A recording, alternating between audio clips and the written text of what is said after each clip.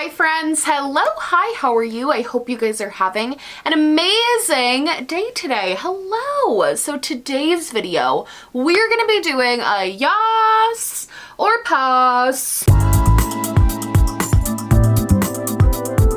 Cue my little crappy intro that I made all by myself. I really need to hire somebody to make that, but I just also kind of love that it's like very low quality. I don't know. It's very representative of my brand. Whenever anybody says my brand, I always think of that contact commercial. Does anyone know what I'm talking about? The contact lens commercial where the man is like, my brand. That's always the first thing I think of. Hi! So today's video is gonna be a lot more laid back, a lot more chill. I just want to talk about new makeup, frankly. It's been a minute. I'm probably gonna play with my hair a lot in this video because it's curled, but I'm kind of self-conscious about it because I feel like I don't know. Does it look okay? I don't know. I also don't really like my makeup today. It's a weird day, but I do want to talk about makeup, and I think what better time than when I don't like how I look. So today's video is a yass or pass, and we are just gonna go through trend mood, and we are just going to, this is gonna be a good one because I am in a mood.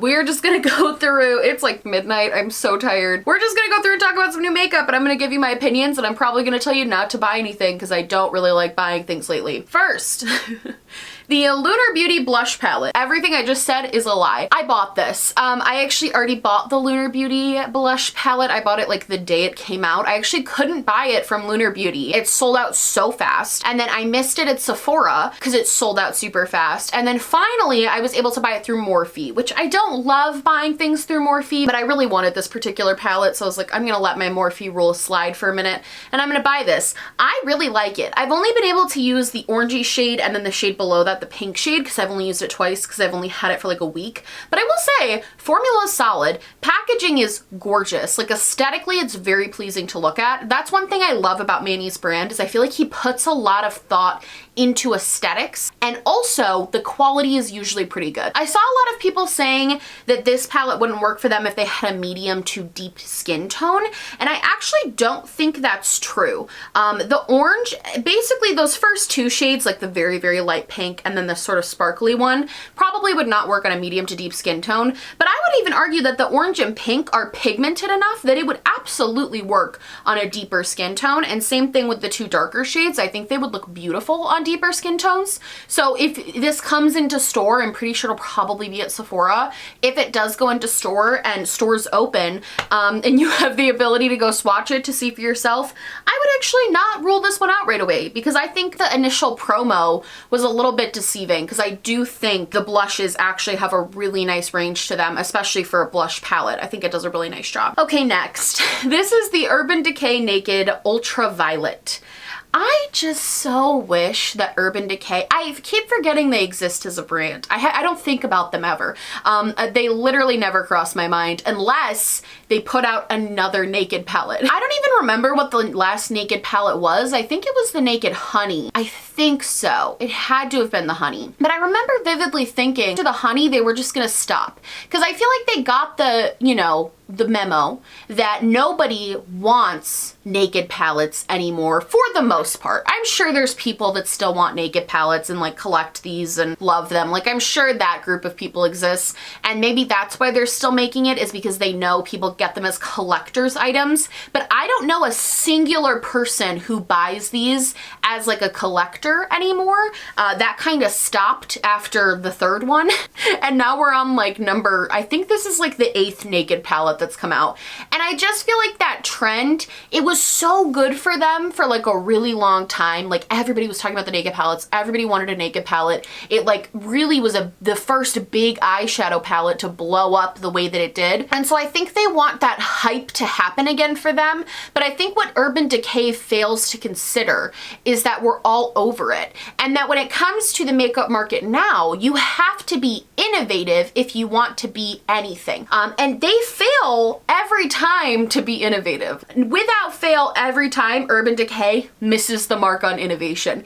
Had this actually been a different style of palette with a different layout and the same color story, I probably would have applauded Urban Decay. I probably would have actually been like, wow, guys, not bad. Probably wouldn't have bought it still, but I have enough purples. But like, I wouldn't have hated this because I think actually the color story is not horrible. It's fun. It's got those purples. I think it should have been a little bit more themed for like fall time. I don't really wear like deep berry tones in the summer. I wear like light pinks and peaches. So I do think they could have marketed it for a better time of year. However, I don't think the color story is bad at all. I think a lot of people might have actually bought this. I think if they had worked on improving their formula and been like new and improved eyeshadow palette formula in this brand new packaging with this brand new concept, I think a lot of people would have probably actually been very interested in this. But because it's naked, and I am so sick of the naked palettes, and I'm so sick of seeing these types of palettes, and the formula on the naked palettes is never very good in my personal opinion. I've never liked the naked palette formula, except when I was like first doing makeup. I don't know. I just think this is kind of like meh as it is. Again, I really stand by. I think the color story is not bad, but I just wish they had done something other than naked. I'm just sick of the naked. You take a shot every time I say naked. My new favorite thing is to try to predict the comments that you guys will say based on phrases and words that I use a lot. This time I think it'll be naked. So let's see how many more times I can work that into the video. Next. So this is the Pride palette from Morphe. I'm not gonna buy this because it's Morphe. These shimmers do look pretty, and I will say, they did say that 100% of the profit, which means that they're still gonna like make their money back what they put into it, but 100% of the profit from the palette is going to charity for Pride, which I can appreciate. But honestly, there's just gonna be better rainbow glitters that you can buy. Like, buy from any indie brand on Twitter. They have there are so many that sell glitters and just like that is their gig. And I just feel like it's better to support that than a brand like Morphe. This quality is probably not going to be great. Morphe's not known for their shimmers. I can't tell if these are pressed glitters or shimmers, but it kind of looks like a mixture of both. And I'll tell you what, I've tried both of those formulas and I don't think they're particularly good. I am surprised though, because I was going through Trend Mood and I remember last year there was like an abundance of Pride palettes coming out. Like, it felt like every brand was coming out with some kind of Pride collection, and it was like rainbow capitalism everywhere you looked. But I do feel like this is one of the only Pride palettes that I've really seen, and I actually appreciate that. Kimberly Clark has a whole video, and I believe Abby did a video on it last year too, basically talking about why rainbow capitalism is kind of dumb, and also just expressing how it's better to just shop from like local or small LGBTQIA plus owned businesses instead of buying this Morphe palette where the proceeds go to a charity. It's better to support small businesses who continually speak up for those rights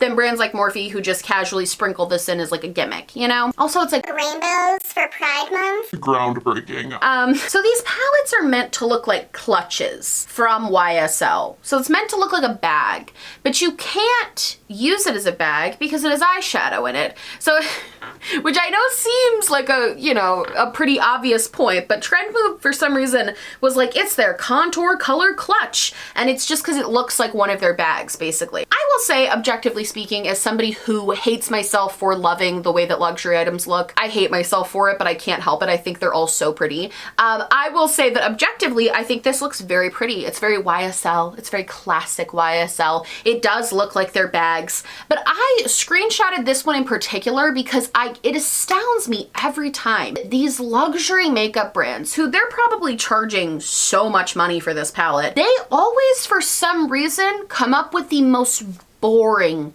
color story, the most boring palettes. Like these, and honestly, I've never tried YSL's eyeshadow formula. Just by looking at it, I feel like it's bad. Is that mean? I feel like I'm looking at this palette right now, and I would bet that e.l.f. has better quality makeup than YSL. Like I have a feeling. Nothing about this looks good or like inspiring or makes me want to buy it. The only reason I even would ever buy this is because the packaging is cute, and I think that's the only reason 90% of people would buy it. It's not because the color story is particularly inspiring. Frankly, the color stories are very boring and not well thought out. Moving on. Oh, this I'm actually kind of excited about. Okay, so Bri Oh Geo, I think that's how you pronounce it. Is it Bri Oh Geo? I knew that one day I wanted to start my own product line. The word Bri Oh Geo is broken up into... I was saying it right. It's Bri Oh Geo. Okay. Bri Oh Geo is coming out with something that I'm very interested in. So this is an avocado and kiwi mega moisturizer superfood hair mask. I've recently been getting a lot more into hair care. I think for a very long time I was like, I just love makeup. And like, I didn't realize kind of the realm of beauty that surrounded me as far as like skincare and hair care and fragrance and other things like that. I was always way more into makeup, and now I'm kind of more into like, I want my hair to look really shiny and really pretty a lot. I want it to be really like soft and flowy. Like, I want all of those things. And I've tried a couple of different hair masks and I've actually really, really liked them. I think they're really nice. I will say the sole reason that I'm interested in this is because I have an obsession with avocados, as most kind of like basic millennials do, but I really have like an obsession with avocados. And I feel like avocado and kiwi, it would smell so good. It would be like a fun experience, because I feel like that's what a hair mask is. It's like an experience. Like, yes, it helps your hair, makes it softer. It's supposed to like rejuvenate it, but it's also, you're doing it because it's like fun. It's like self-care. So I actually might pick this up. I'm debating it. $36 is kind of pricey, but I also like the fact that this is multi-use. All of the hair masks that I've tried, I bought from my hairstylist, and they were only the single-use ones, and I don't really like that because you pay like $10 for one, but you only use it once. So realistically, buying one that I could probably use multiple times would be a little bit better investment, and also buying one that's like fun, it smells fun, it comes in cute packaging, it makes the experience really fun, makes my hair softer, hopefully. Like, I'm all for that. So I actually might pick this up. I'm debating it.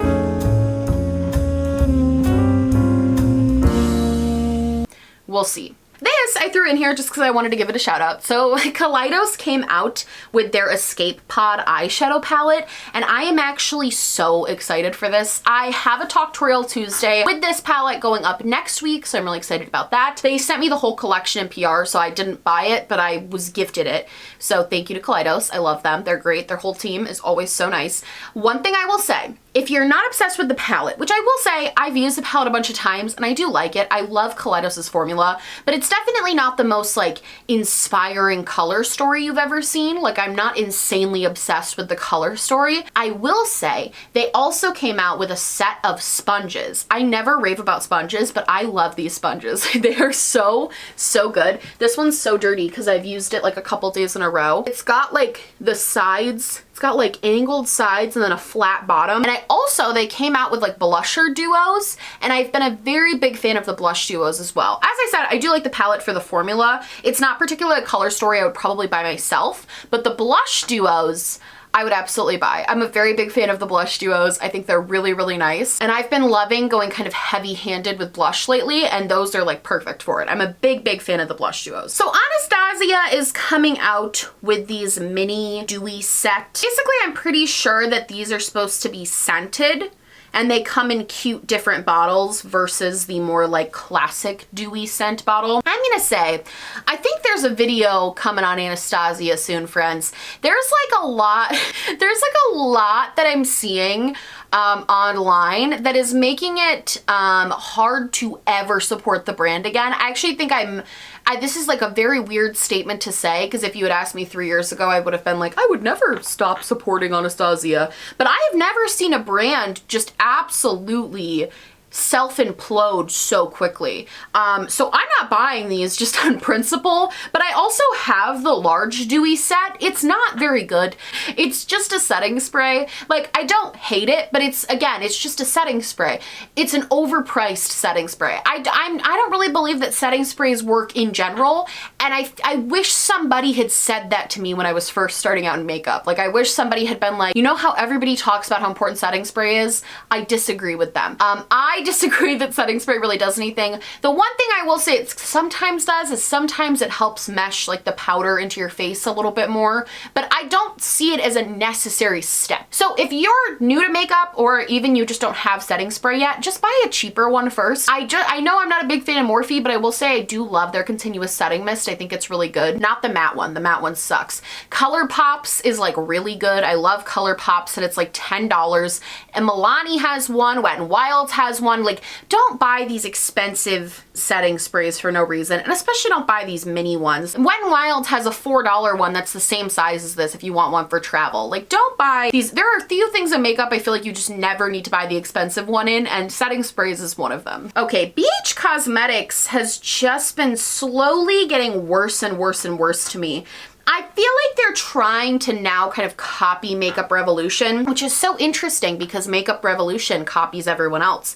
But I feel like their quality is just getting worse as far as like looks wise. Their packaging never looks cute anymore. I remember when their packaging used to be so cute and trendy, and they were like the really affordable it brand because their stuff was really good and it was really trendy. But honestly, I've seen a decline in not only their like packaging and aesthetic, but I've also seen a decline as far as watching reviews of BH's actual quality of their palettes. It seems like their eyeshadow palette formula is not as good as it used to be. It seems like all of their other stuff is not as good as it used to be. And frankly, for what it is, like this palette, so they have the Mimosa palette and the Avocado Toast palette. For me, like this Avocado Toast palette is $18, and this looks, I'm not trying to be shady, but it looks like Claire's makeup to me. Like this looks like children's makeup that you would buy for like a young girl who just is starting to like play around with makeup that she can't even wear out of the house yet. Like that's what this truly looks like. None of this makeup looks like something I would ever be interested in. It's so strange. I remember a couple years ago when BH was like it was like the go-to affordable brand for makeup, and now I feel like that's all shifted because of ColourPop. Because ColourPop is putting out such consistently good stuff, even if they put out way too much crap. Like they're putting out consistently good stuff at very affordable prices, and I don't feel like brands like BH can keep up with that. Next, this is another product I'm actually very interested in. So this is the Priming Moisturizing Balance Oil Control by Glossier. It hydrates and minimizes the appearance of pores.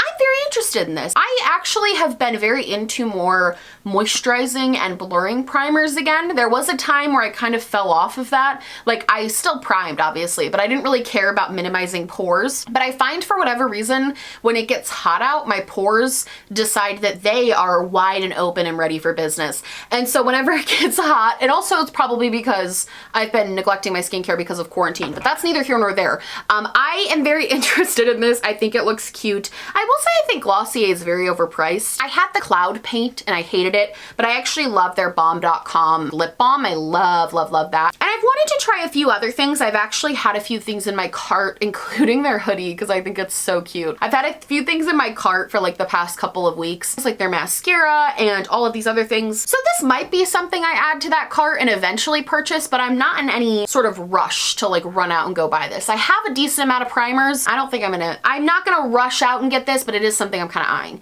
I'll probably watch some reviews and see what people think of it. Next is Kiko Milano. So they came out with this whole Paradise collection.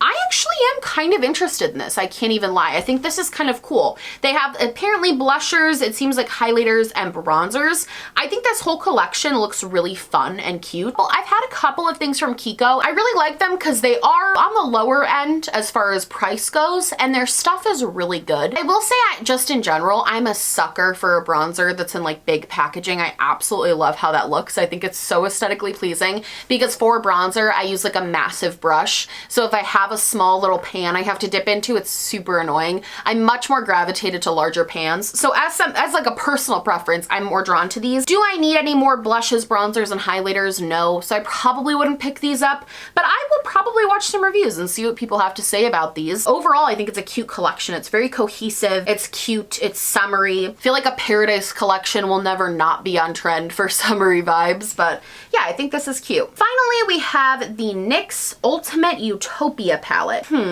It's $35.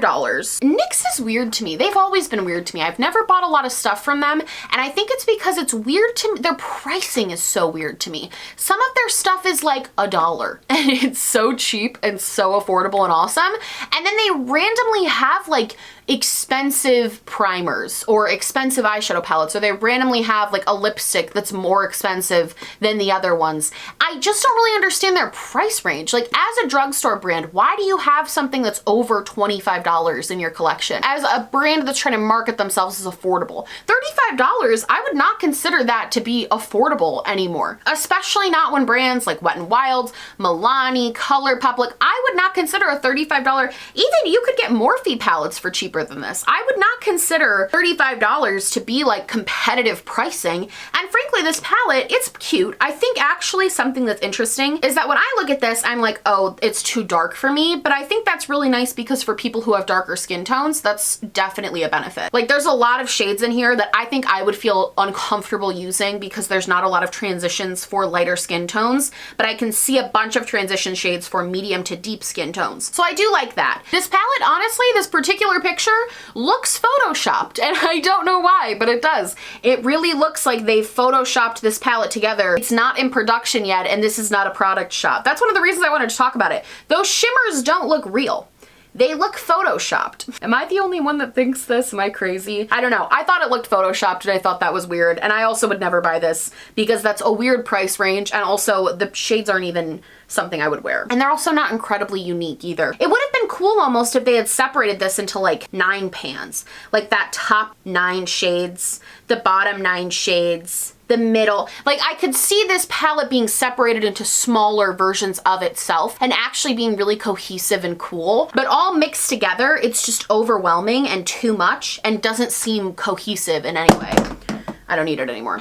I love you guys so much. I hope you liked this video. If you did, please like and subscribe, or just like, or just subscribe, or do neither. Honestly, just so happy you're watching me. Thank you so much for being here. My merch, my social media, and everything I am wearing on my face will be linked down below, along with a link to register to vote. That's right. You can click on that link. You can register to vote. You can be part of your democracy. And also down there will just be general mental health links, ways you can help, just a lot of fun stuff. So go check that out. I love you guys so much, and I will see you in the next one. Bye!